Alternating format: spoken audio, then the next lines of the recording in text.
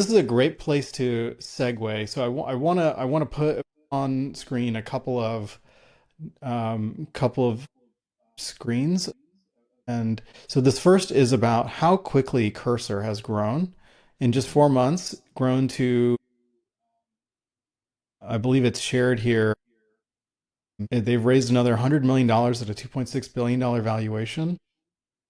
And they've grown to, I believe, over 100 million ARR in just 2 years. 4 million a month in October. So rapid growth. So this is one post, and then the second post I wanted to put up is a quote by Balaji, and this is a sort of tongue in cheek that it might turn out that the GPT wrapper has more of a moat than the GPT. And so what I want to kind of pose this to you as a question, Lakshay, which is early on, and when I say early on, I mean 2 years ago in conversations with VCs and the way this all went, there was a dichotomy. The framework that VCs were using is that there are foundation models and there are wrappers, and everything falls into one of those two buckets. And so if you're not building a foundation model, you're building a wrapper because you're doing something with the foundation model. I would propose that the architecture that we should be talking about this with is actually much more like an operating system. I think what we are seeing is instead an operating system and the applications that are being built onto the operating system. And so I would propose that that's the right framework to think about it, and that there is no operating system that builds all of the end user applications that create the real value for a person who's buying the computer. Yeah.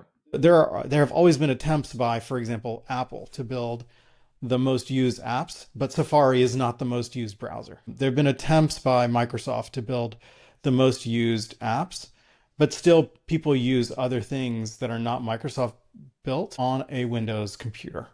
And so I guess I'm just want to pose this to you, both the biology quote about GPT versus wrapper paradigm, and then kind of, do you think this operating system paradigm makes sense? It actually used to scare me because we got labeled a GPT wrapper a lot. I think especially being really naive about just like startups and everything. I think my perspective, especially being an engineer, is like I have to have a technical moat. We have to have a technical moat. Like take actions that feel technically moatable because that feels like a correct thing to do, especially given the VC conversation.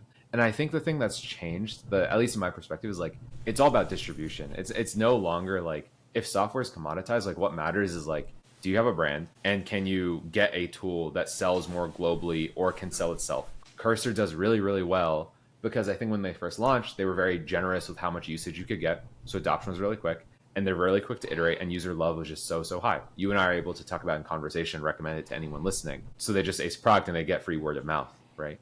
It's that sort of thing that like builds a business, not the technology, I guess. And even I think even OpenAI, Claude themselves are kind of dancing around between like should we be building an app or should we be building the infra?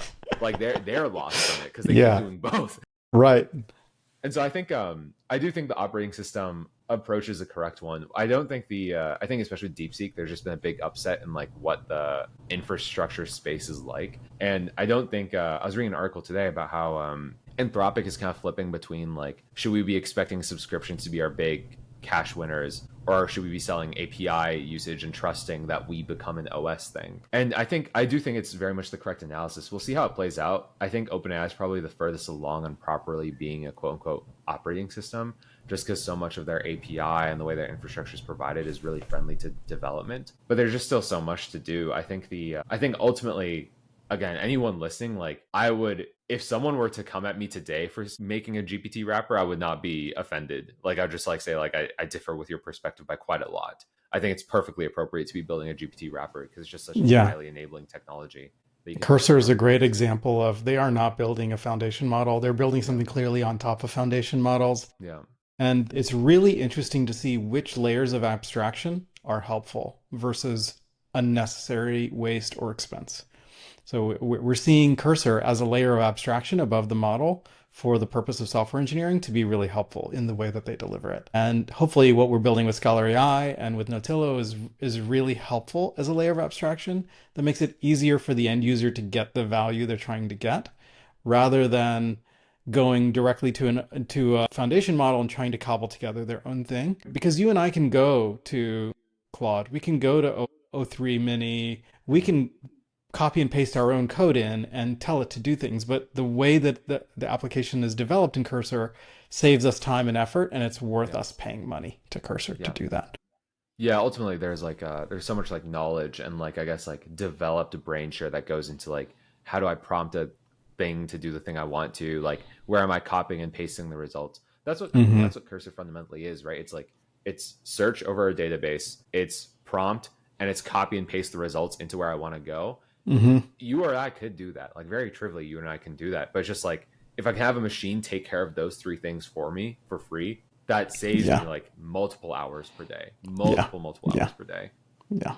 That again, like we in talking to users, like students are doing that so much, and especially as like generations are growing up on AI now, like people are figuring out the tricks of the trade and trying to put together their toolkit. But if the toolkit has its own brain, that's perfect. Yeah. Yeah.